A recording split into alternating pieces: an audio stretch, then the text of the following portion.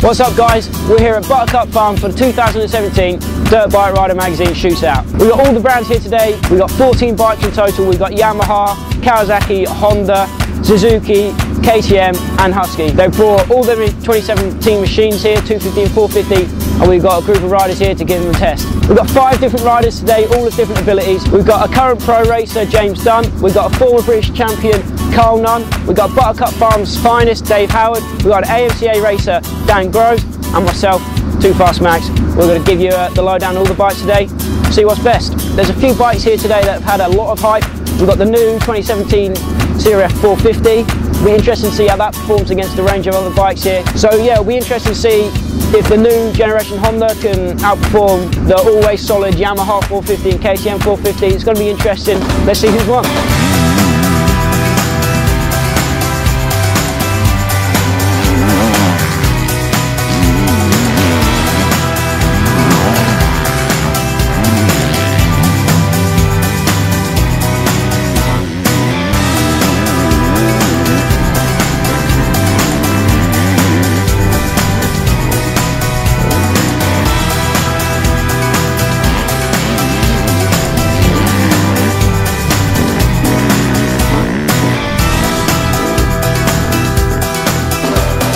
My favourite 250 was the Yamaha 250. I think just because, you know, it handles real nice, you know, it's real sharp, the power is quite a big range of power on it, you know, it's not the fastest, but I like the way the power comes in and it revs out quite a long time, and yeah, just the handling of the bike, I think it suits the way I ride, so yeah, that's Yamaha. Okay, so my favourite 250 today was the Honda again. It was my favourite last year as well. For me, it's just the best all-round package, from the engine, suspension, brakes, the ergonomics and handling. It just feels right whenever I ride it. It just does everything I ask of it. You can take wide lines in the sweepers and tight lines as well. It's just an all-round good bike. For a clubman rider like me, it's not necessarily about the fastest bike, which I thought the KTM was the fastest. But for me, and what I need a bike for, the Honda would tick all the boxes for sure.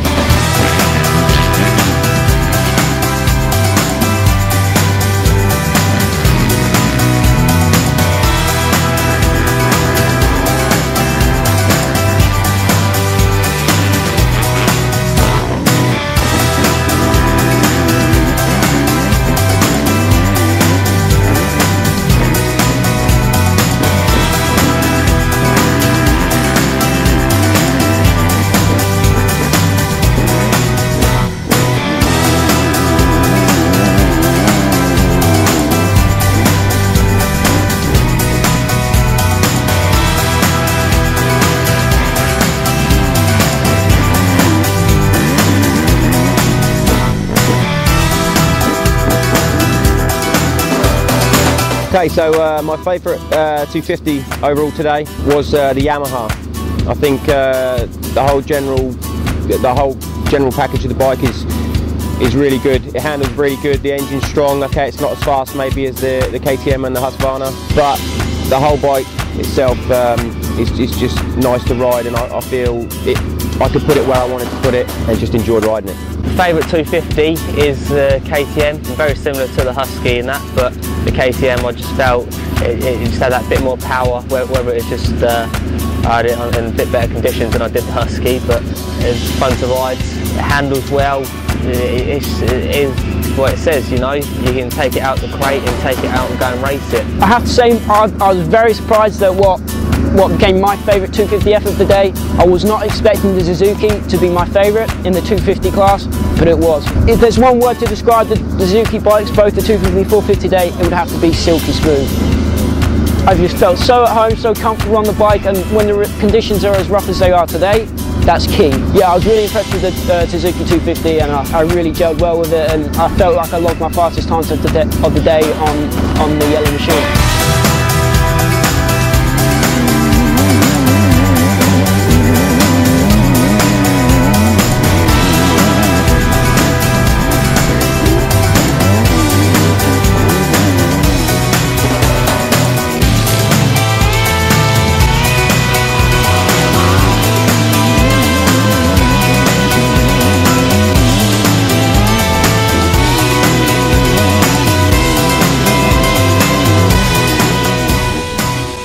KTM 450 was my favourite. Just so much power there, you can just do anything you want with it. The handling, you know, once you get the setup right, you know, it handles real well. So yeah, definitely the KTM 450 for sure. So for the 450, it's the all new Honda. When you sit on it, it feels just like the 250 as well, and it handles very similarly. You can put it where you like. It just sits in ruts really nice. The power's manageable for 450, and I usually struggle with 450 power with some of the other bikes.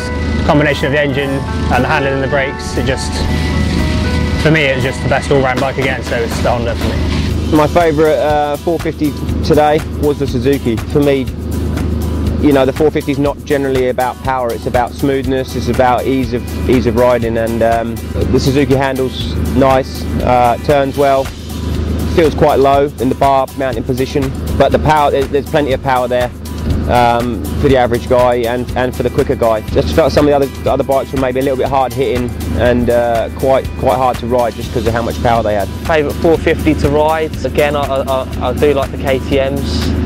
The KTM 450, I had that this morning, and it was really deep, hard conditions, and you just throw it into the corner and it just pulls out. With the 350, I had that a bit later on in the day, and you get that thrown in a rut and it just keeps pulling. You know, such a good fun bike to ride. Favourite would have to be the 350. 350, you can just rev that a bit harder. So it's not overpowering, if you know what I mean. It's got enough power to get you out of trouble when you need it, and it's just a good solid bike. Now in the 450 class or the MX1 class, myself, I'm definitely not a pro rider, so 450s I can never usually get the most out of them. So my favourite, probably just edging out the Suzuki 450 because it was smooth, probably one of the 350s. It's hard to say which one, KTM or Husky, but I think I'll have to give the edge to Husky. I just felt like I was able to lean it right over in the turns and really get low in the corners and have some fun out there on the Husky 350. So that was my favourite MX1 bike of the day.